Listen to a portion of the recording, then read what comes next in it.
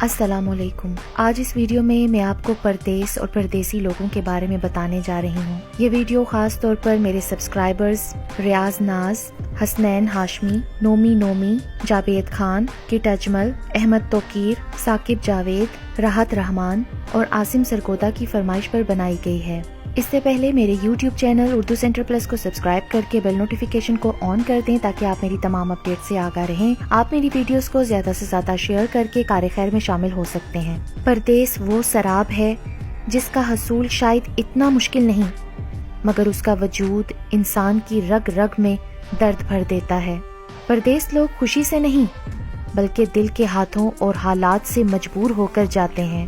جب ماں، بیوی، بچے، باپ اور بہن بھائی یاد کر کے روتے ہیں تو ان کے آنسو پردیسیوں کے دل پر پتھر بن کر لگتے ہیں۔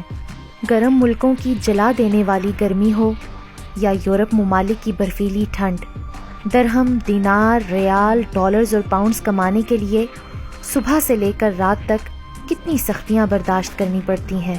لمبی شفٹس لگانی پڑتی ہیں، مزدوری کرنی پڑتی ہے، اوور ٹائم لگاتے ہیں، صحراؤں میں کھڑے ہو کر، برفوں میں کھڑے ہو کر، چاہے صحت ناساز ہو، چاہے موسم خراب ہو، کھانا کھایا ہو یا نہیں، نیند پوری ہوئی ہو یا نہیں، ان کو تو بس ایک فکر ہوتی ہے کہ اس بار گھر کچھ ہزار زیادہ چلے جائیں، گھر کے معاملات اور زیادہ خوش اسلوبی سے طے پا جائیں، بہن کے جہیز میں کوئی کمی نہ رہ جائے، بچے اچھے اسکولوں میں پڑھ جائیں، ماں باپ کے علاج کے لیے پیسے نہ کم پڑ جائیں۔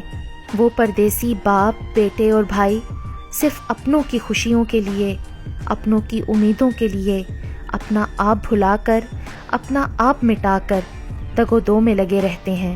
بڑے ڈگری ہولڈرز کو پردیس میں اپنی انا مٹا کر جاب پانے کے لیے ٹکے کے لوگوں کی منتیں کرتے دیکھا ہے، باتھ روم دھوتے دیکھا ہے، برتن دھوتے دیکھا ہے، جھاڑو پوچا کرتے دیکھا ہے، اونچی عمارتوں کی چھت کی سکیفولڈنگ پہ کھڑے زندگی اور موت کی جنگ لڑتے دیکھا ہے، برفوں میں کھڑے کلبوں کے باہر سیکیورٹی کرتے اور سخت سردی اور بارشوں میں سروس اسٹیشن پر گاڑیاں صاف کرتے دیکھا ہے، اور پھر ان سب کاموں کے بعد تھک ہار کر ایک کمرے میں 10 لوگوں کو رہتے اور سوتے دیکھا ہے۔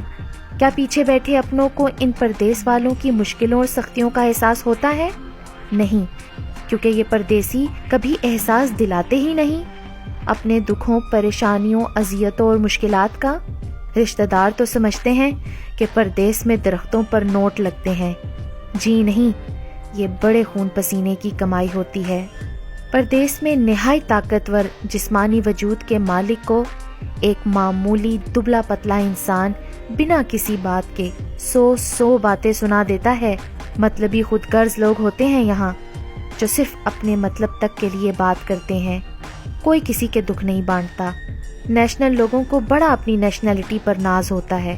ورک اور اسٹوڈنٹ ویزا والوں کو تو حقارت کی نگاہ سے دیکھتے ہیں، کبھی کفیل کی ٹینشن تو کبھی کمپنی کی مصیبتیں، کبھی روم میٹ کے ساتھ سالن نہ بنانے پر لڑائی جھگڑے تو کبھی رینٹ ٹائم پر پورا نہ ہونے کی فکر، کبھی کام کا نہ ہونا یا وقت پر تنخواہ کا نہ آنا، تو کبھی مالک مکان کی جلی کٹی باتیں اور گھر خالی کر دینے کی دھمکیاں، اور کبھی آپ سب کی فرمائشیں۔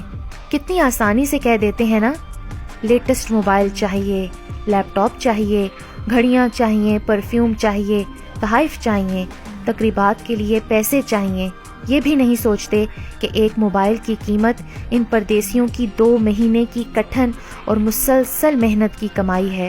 پردیس والوں کو جھوٹ بولنا پڑتا ہے کہ مزے سے ہیں، خوش ہیں، خوب کھاتے پیتے ہیں، موج مستی کرتے ہیں۔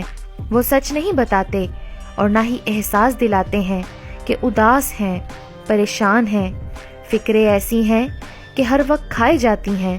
پردیس میں جا کر کہاں اپنے وطن جیسی موج ملتی ہے؟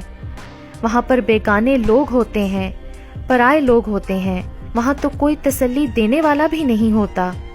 وہاں ماں نہیں ہوتی جو کام پر جانے سے پہلے پوچھے گی بیٹا تم نے کچھ کھایا ہے کہ نہیں۔ باپ موجود نہیں ہوتا جو مشکل کے وقت کوئی سچا اور اچھا مشورہ دے گا۔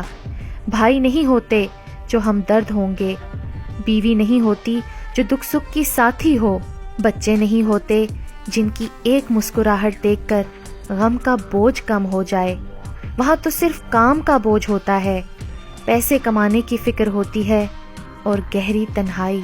یہ پردیسی ایک ایک پیسہ بچاتے ہیں، ان کا بھی من کرتا ہے کہ کچھ اچھا کھا لیں، کچھ اچھا پہن لیں، لیکن گھر کا خیال آتے ہی ان کی جیب اجازت ہی نہیں دیتی۔ وہ اپنے من کو یہ